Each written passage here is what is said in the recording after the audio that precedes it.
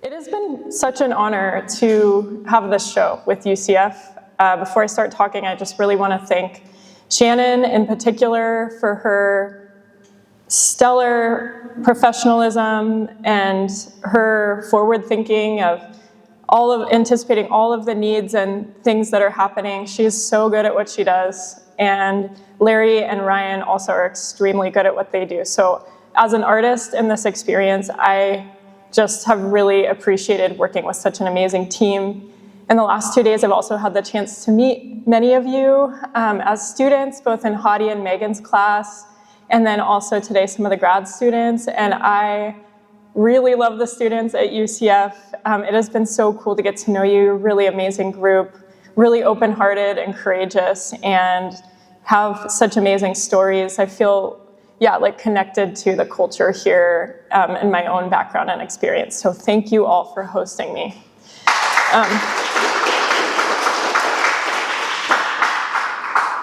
I'm going to spend the first half of this 20-minute talk giving you a really general overview of who I am as an artist, some of the greatest hits in my life so far, and the projects that I care about most deeply.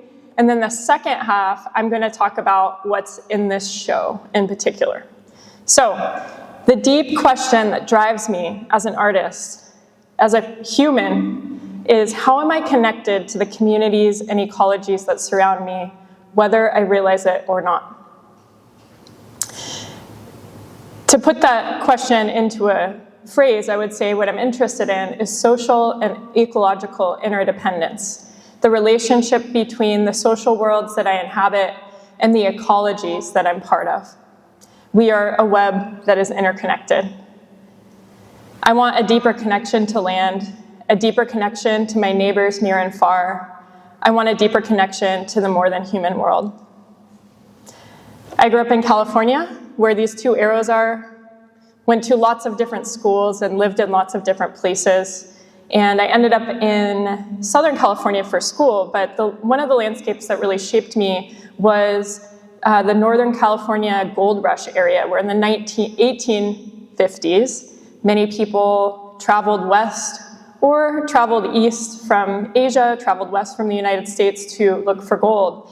And that landscape has been irrevocably altered by that quest for gold. So this is an image of a place called Malakoff Diggins, which used to be rolling hillsides, but because of placer mining, which is done with basically a fire hose just blasting away a hillside to make sludge that you can pan for gold, this is what that landscape looks like in 1871 and today. This is the result. It's beautiful and strange. It looks like Bryce Canyon National Park in Utah, but it's not supposed to look like that.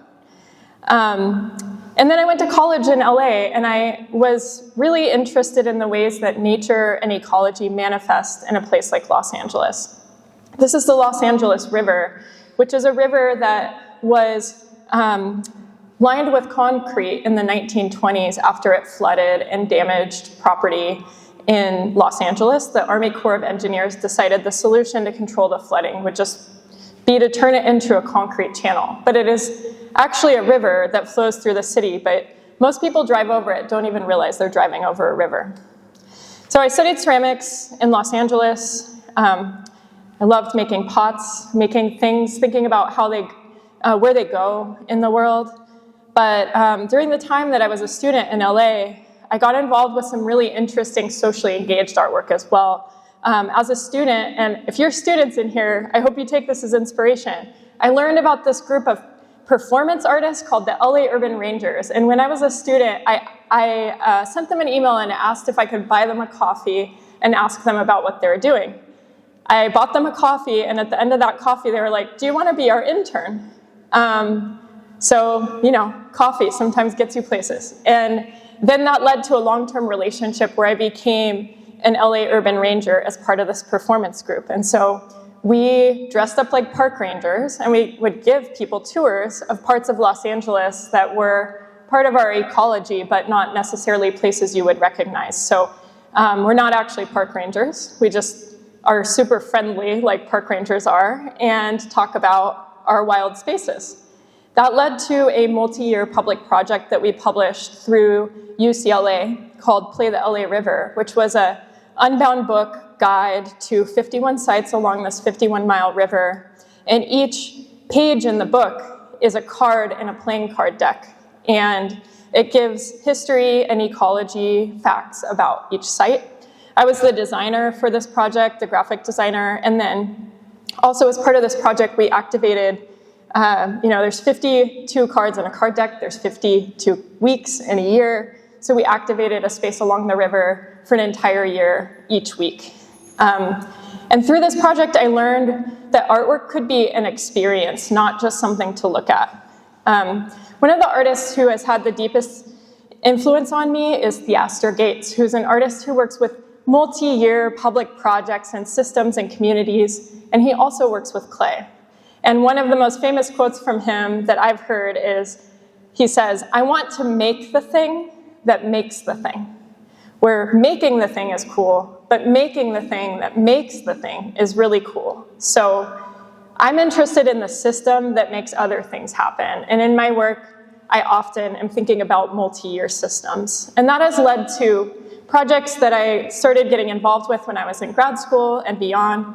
For 8 years, I was part of this project called the King School Museum of Contemporary Art, which is an artwork in and of itself, a conceptual, experiential artwork, but it's also a museum. It's a museum inside of an elementary school that is a functioning school. And so during the school day, students move through the halls of this school and they walk alongside contemporary artists who are very well known, whose work is in galleries and museums around the world. So we would invite in well-known artists. Specifically, we were focused on inviting in Black and brown artists because the school is majority Black and Latino students to present their work in this main exhibition hallway in the school. And then the students would make work, and the artist's work and the students' work is exhibited alongside of each other. So if you visit the school today, you'll encounter work by Hank Willis Thomas, Byron Kim, Deanna Lawson, artists who are in the major museums throughout the world, but their work takes on a new life here in this school. And that was a project I was part of for 8 years, and it's still going today. And I'm so excited to share that I was just asked to be the visiting artist at KS MoCA. So I'm super excited to go back and hang out with the students there. During the time I was involved with that project, I was invited to be an artist in residence in an affordable housing community in East Portland, which is where that other project's located. So for 5 years, I worked on another experiential artwork with my neighbors. And the project was called the Living School of Art. And the question that we were exploring through this project was, how can we define meaningful art practice within our own community? Many of my neighbors are immigrants and refugees, coming from places like Nepal, Afghanistan, Eritrea, Somalia, Central America. And many of my neighbors are creative. They have distinct culinary and gardening practices, crafts-based practices. And so we created a project that centered the creative practices of our community. This is the apartment complex. That pink arrow is where I lived. A shared studio space was there that I managed, and then I also lived there. And here's some examples of projects that we organized together. No neighbor had to participate in anything. This is an apartment complex. It's where people live. But one of the beautiful things that we had through this project was time, which is not something you have in an elementary school. There's a lot of demands on a school day. And that spaciousness created really beautiful opportunities for connection and belonging. We had exhibitions and the 8 laundry rooms in the apartment complex that rotated on a regular basis. We built several gardens. We created public artworks. There was a visiting artist program with artists selected by youth in our community. The youth wrote questions for the artists to apply. One of the questions was, what is your favorite flavor of popsicle? Someone said they don't like popsicles and they were not chosen for the residency. The kids did not choose them. Oops. And so that was a project I was involved with for 5 years until it ended during the COVID pandemic.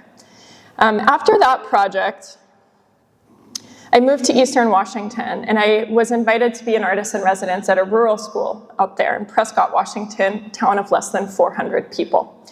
And that's a project I've been working on since 2021 with my collaborator, Tia Kramer. And she and I have been building this project with the school called When the River Becomes a Cloud, or Cuando el Río se transforma en nube. And through this project, we're making a mile-long public artwork made by, with, and for our community. Here are some of the sites along that artwork, and then they lead to an actual river that flows through the school's campus. So some of those artworks might include things you might think of when you think of public artwork, like murals. Most of the students at our school come from migrant farm worker families that serve one of Washington's largest apple orchards. So these are drawings made by first grade students of their parents picking apples in the apple orchard. This is my favorite part of the mural. But we think about art in a more expanded way, not just the ways you might think of traditional public arts. These are basketball hoops with images of sunrises and sunsets from the area. They're next to each other in this collage, but they actually face each other in real life. We made a bird festival to welcome migrating birds that come from Central America through Eastern Washington, and identified the birds that come from areas where students' families live. And so art is just integrated throughout the school. And in both of the school projects I've been involved with, I've wondered, what if art making and artwork was normalized in a school in the same way that every school has a library? What if every school had an artist in residence or artwork that just became part of the daily life of the school? This is a mural that middle schoolers made about swamps, which they felt was a way to describe the experience of being in middle school. This is performance work we're doing. We've written a lot of grants for this project. A lot of the projects I've showed you are funded by grants that we write to support them. And so, thinking about this question of how I'm connected to communities, I hope that has been answered by some of the projects I just showed you, but thinking about how am I connected to ecologies that surround me. As someone who's trained in ceramics, I think ceramics is a really amazing medium to think about geology and ecology. One of my favorite authors is Robin Wall Kimmerer, who is a ecologist who thinks about mosses, and also a Native American scientist. And she writes, "It's not just land that is broken, but more importantly, our relationship to land." And I'm interested in understanding what that broken relationship looks like, and curious about ways that we can mend it or change it. That has led to projects like If You Can't Grow It, You Have to Dig It, which is a solo project I authored as an artist, not as part of a larger community, where I had the chance to visit southern Montana for an artist residency and meet 13 people who had a connection to mining or geology in the region. Each person I met gave me a raw material to use for a bowl that I made as part of this residency. I smashed up all those materials to use for glazes. I got the chance to visit some of the mines in that area. I also got the chance to dig clay that was used by Francis Senska, who was the professor of Peter Volkus, whose work is in the lobby when you walk in. Peter Volkus is one of the most famous ceramic artists of the 20th century. And at the end of this project, I produced a book with interviews, recording the 13 conversations I had with people, and then this bowl that we shared a meal in. And then each person got a copy of the book and a teeny tiny version of the bowl. And the glazing was related, the way I was thinking about glazing was thinking about what ore at the main mine that I was visiting looks like under a microscope. And I'm showing you this because I didn't know this, and actually this is important context for this show, but unlike gold mining, where people actually find little nuggets of gold when they're panning for gold, a lot of mining is ore mining, where many different minerals and metals are bound up with each other. And in order to unbind them, sometimes chemical and electric processes need to happen with arsenic, mercury, and other materials. When I'm working on projects like this, I do a lot of reading and research and looking at artists who are also thinking about that topic.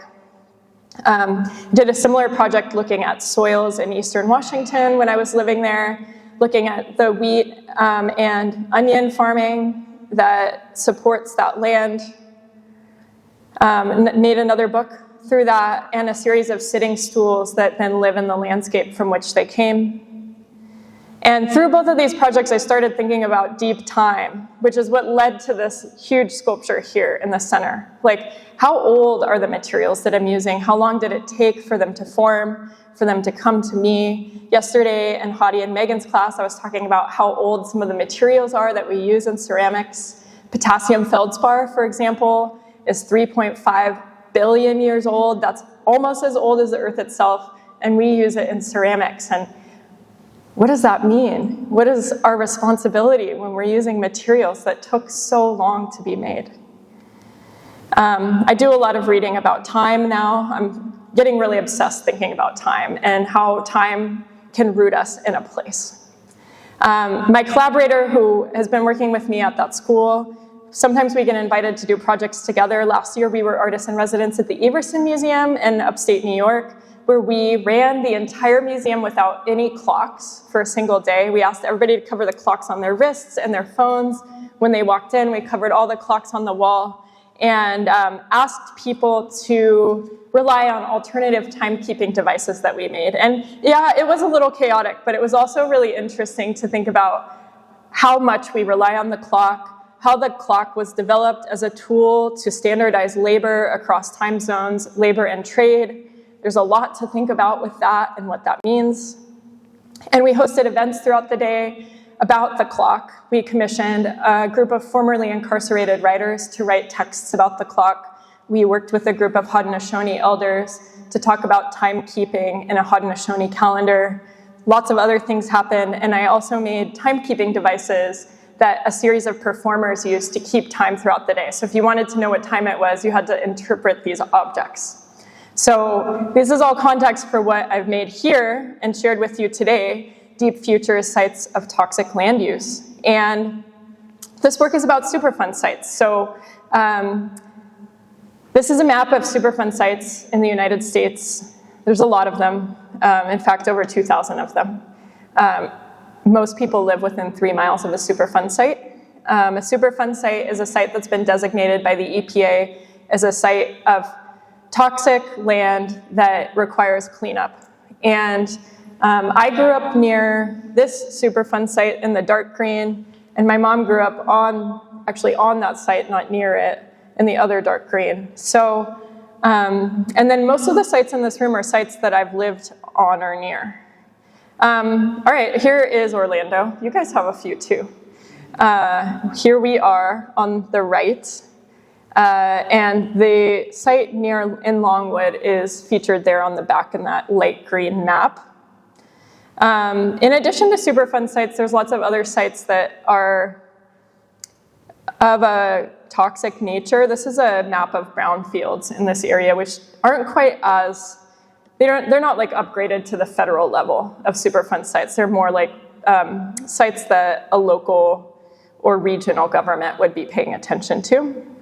So I don't show you this to scare you. In fact, you could look at any major city in the US and see a map like this. But what I'm interested in with these sites is how those stories are invisible, and actually like the harmful nature of the sites is invisible too. Like you can, in some of these places, just wander onto these sites and not realize that you're engaging with this invisible history. So one of the sites featured in this exhibition is General Dynamics in Longwood.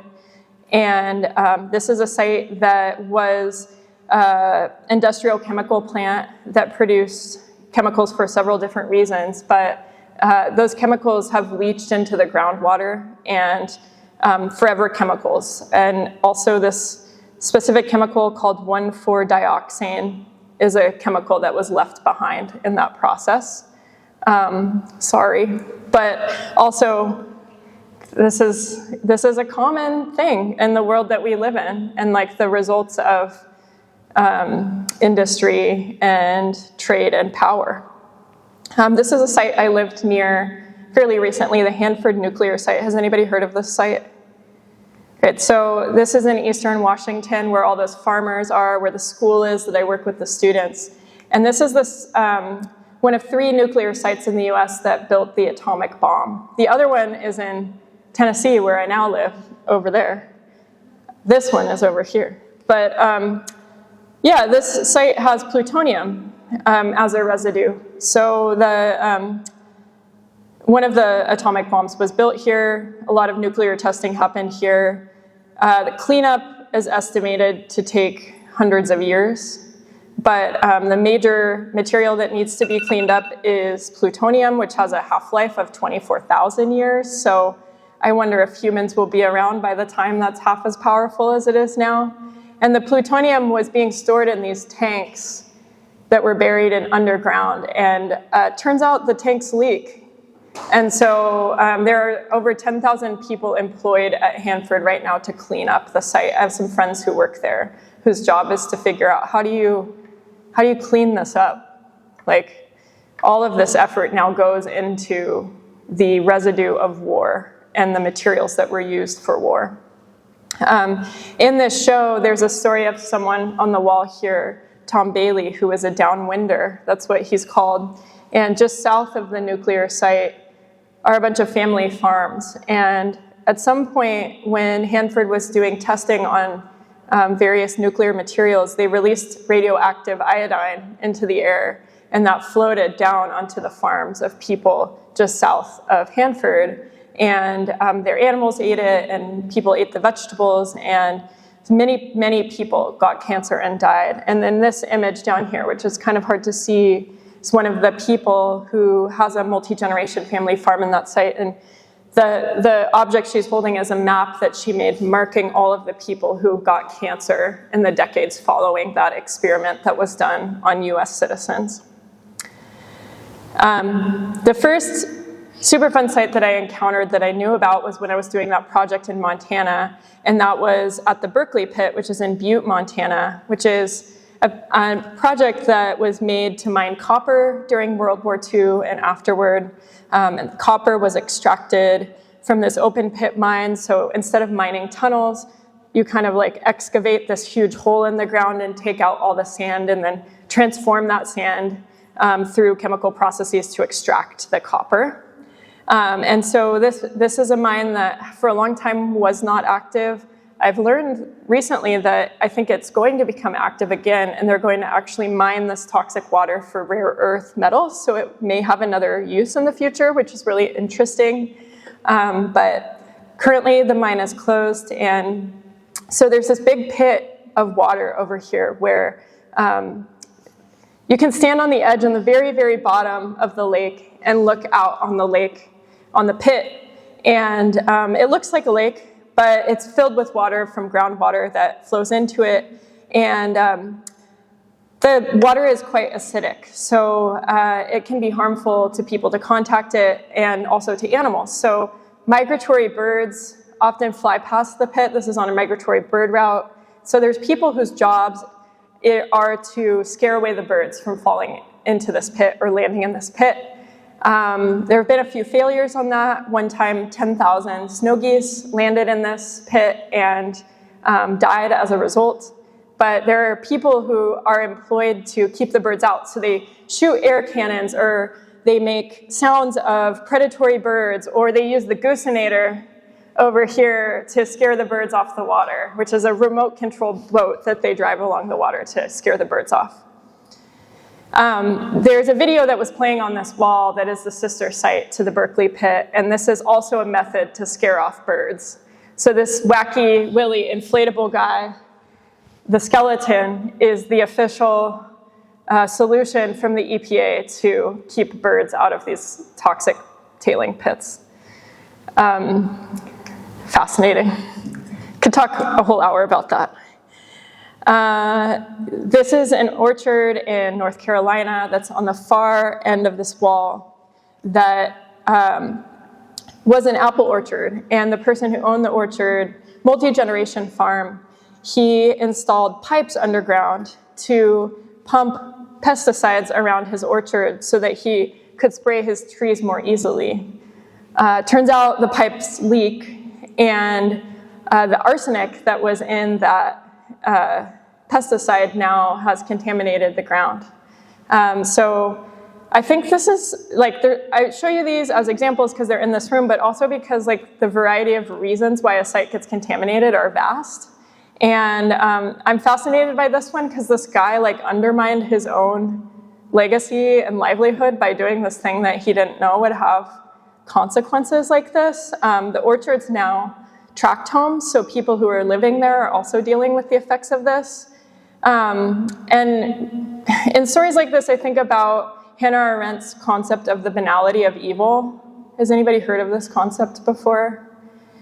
This is a book about a Nazi officer that she wrote. Hannah Arendt is a Jewish German philosopher, political philosopher from the 20th century. She wrote this book thinking about how Nazism came to power in Germany and specifically looking at this one officer. And in that book, she writes about him and how at some points he didn't even realize what he was doing was evil. Except for an extraordinary diligence in looking out for his personal advancement, Eichmann had no motives at all. He merely never realized what he was doing. If only there were evil people somewhere insidiously committing evil deeds, and it were necessarily only to separate them from the rest of us and destroy them. But the line dividing good and evil cuts through the heart of every human being. And I'm just really curious how the sites in this room come to be, because often it might not be through malicious intent, but maybe through negligence. And I wonder how I am implicated in things like this, and I don't even realize it. This is another example of that. This site in Hamilton, Ohio, where this work was before coming to UCF, was a place where people stored waste that they couldn't bring to the dump. So we all have things that we can't really throw away, I don't know, are there any painters in here? What do you do with all of your stuff? This is a place where all that stuff goes. And this storage facility caught on fire and contaminated the soil and also the air in this area. But yeah, why did that happen? There's lots of theories for that. But this is a place that the waste that we create accumulates, and then it created a toxic site when it wasn't cared for. But I want to leave you with some hopeful stories, some stories that I think are really inspiring to me. This is the site my mom and my grandmother grew up on, the silver mine in northern Idaho that left residue of arsenic and mercury in the river that flows into Lake Coeur d'Alene. This mine was a mine that my family was connected to for multiple generations, and as part of this mining process, when she was in her 80s, she and two other people, after a friend of theirs died, they were tasked with doing something in his memory. He asked them to make a political statement about nuclear war and the nuclear weapons that we hold in the US. And she and two other people broke into the Oak Ridge nuclear site, which is the sister site to Hanford, which I told you about earlier. I live near it now. And they came into that site and they spray painted the Fruit of Justice's piece on this wall.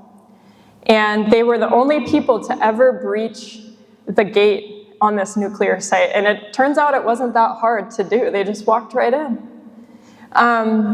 And for that, she was imprisoned she was given a 3-year sentence for that. And there's a plaque on the wall over there about her saying that the only thing she regrets is not having done it sooner. Regardless of whether you think that that was an action that was appropriate or not, I'm really fascinated and inspired by the courage to do something when you believe in a world that is different than the world we live in. Tom Bailey, who was a downwinder from the Hanford nuclear site, is one of the few people who hasn't gotten cancer from that release of iodine. And that's because he was a really picky eater as a kid. So he didn't eat a lot of the things that his family ate. But that experience has left him unable to have children. And so he's devoted his life to advocating for, as an anti-nuclear activist, and has written a lot about that experience. And then the last activist I'd like to mention to you is Sid Hill and the Lyons family in upstate New York. They're all part of the Haudenosaunee Confederacy, and that blue poster over there is about Lake Onondaga, which is a sacred lake for the Haudenosaunee people. And through their advocacy, they've been able to reclaim some of the toxic land that is polluted in their sacred lands to be stewards of it again. And I think that they will be great stewards of the land that was theirs. So I hope that this leaves you in a hopeful place, and a place to ask questions about what is our place, what is our responsibility to the more than human world, to one another, and to our future. And thank you for listening to this talk.